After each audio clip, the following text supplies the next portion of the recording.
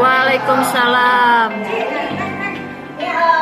Sebagai pembahasan ya dari aksi nyata tentang budaya positif ini di modul 1. Modul 1 ini terdiri dari 4 submodul. Ini adalah dari modul 1.4 dan saya ini sudah ke modul 1.4 dan semuanya ada 3 modul. Ya. Nah, kita pada kesempatan kali ini saya akan menyampaikan tentang budaya positif. Budaya positif itu kalau misalnya di sekolah itu adalah menerapkan nilai-nilai keyakinan dan kebiasaan-kebiasaan di sekolah yang berpihak pada murid agar murid dapat berkembang menjadi pribadi yang kritis, penuh hormat, bertanggung jawab. Dan dalam mewujudkan budaya positif ini tentu guru memegang peranan sentral.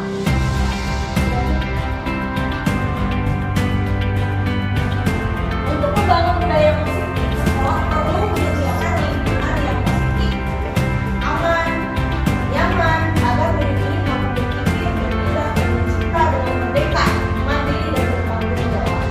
Untuk mengadakan atau ini, tentunya kita harus meninjau ulang bentuk disiplin yang sudah dijalankan di sekolah. Apakah sudah mengarah kepada budaya positif dulu? Kita nanti evaluasi saja ya. Nah, kemudian biasanya untuk menciptakan budaya yang positif itu ada teori kontrol. Justru yang mengontrol itu biasanya kita anggapannya adalah guru mengontrol murid. Karena selama ini kita yang mengontrol itu kita guru. Yang kedua, sebab penguatan positif efektif dan mudah. Kemudian kritik yang membuat orang tersebut salah dalam menguatkan berikutnya orang yang dewasa memiliki hak untuk emosi. Dan ternyata keempat ini adalah lepas gitu ya. Menurut bahasa Indonesia nama ternyata kita tidak punya kewenangan untuk mengontrol ini. Ya, pembahasannya mungkin dilanjut. Tapi kita selama ini mengontrol. Iya. Nah, yang mesti guru mengontrol murid. Pada dasarnya kita tidak dapat memaksa murid untuk berbuat sesuatu. Ya, jikalau murid tersebut memilih untuk tidak melakukannya, kita jangan memaksa. Ya, walaupun tampak guru itu sedang mengontrol perilaku murid, hal demikian terjadi karena murid sedang mengizinkan dirinya untuk kontrol. Gitu ya. Saat itu tentu kontrol guru menjadi kebutuhan dasar yang dipilih murid tersebut. Dalam kontrol menyatakan bahwa semua perilaku murid ini memiliki tujuan. Jadi harus lihat bahwa murid berlaku baik positif atau tujuan negatif itu ada tujuan. Tujuannya seperti apa? Nanti kita bahas. Ya. Kemudian tadi penguatan positif, efektif dan bermanfaat. Misalnya ada bujukan untuk kontrol. Saudara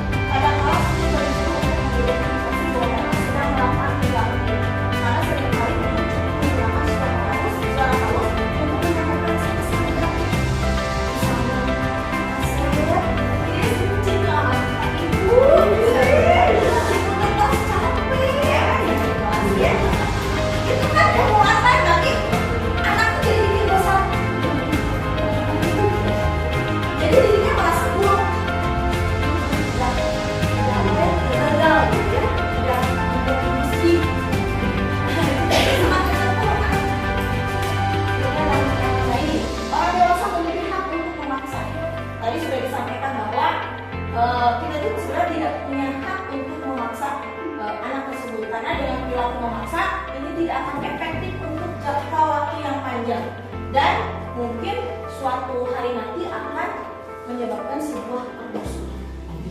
Ya, kalau Jadi jangan ada seperti bodoh amat. jika jadi kalau ada hukuman itu memang alternatif yang terakhir, tapi hukumannya mungkin seperti apa? Ya, lanjut. Nah, yang juga mengatakan bahwa arti asli dari kata disiplin ini juga berkonotasi dengan disiplin diri dari murid-murid.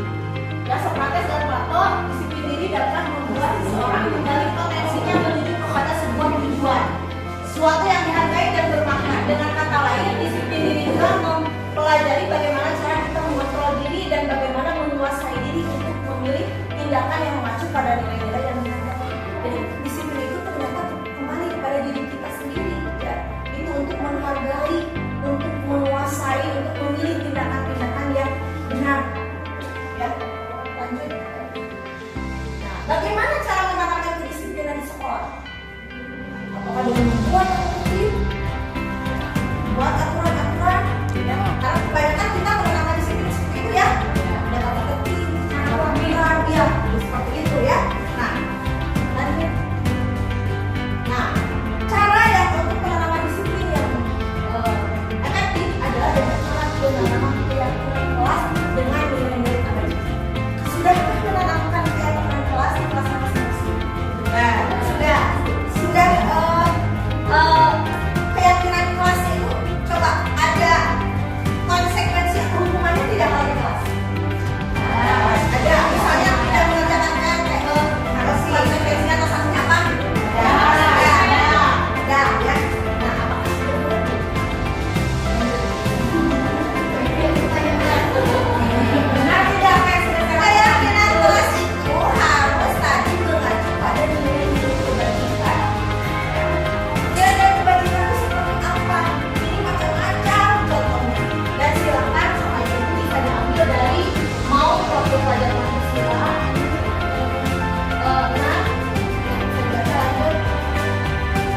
Bisa juga mandiri budaya, atau bisa juga ini yang dari IBO Primarius Program, ada toleransi, reforma, integritas, mandiri, antusias, empati, dan sebagainya. Lanjut. Ada juga 9 pilar karakter, ada juga cinta Tuhan, kemandirian, masih ada kemandirian, hormat, kejujuran, ya, rendah hati, toleransi, dan banyak lagi. Kemudian ada juga dapat dipercaya, lurus hati, tidak merendahkan orang lain, peduli, pengalaman, dan banyak lagi. Ya, bisa di. Kemudian ada juga empati, suara hati, kontrol diri, rasa hormat, kebaikan, toleransi, keadilan. Dilanjutkan lagi. Nah, ada juga ini banyak sekali kalau yang dokumen Choose Project, banyak lagi. Yang dilanjutkan saja.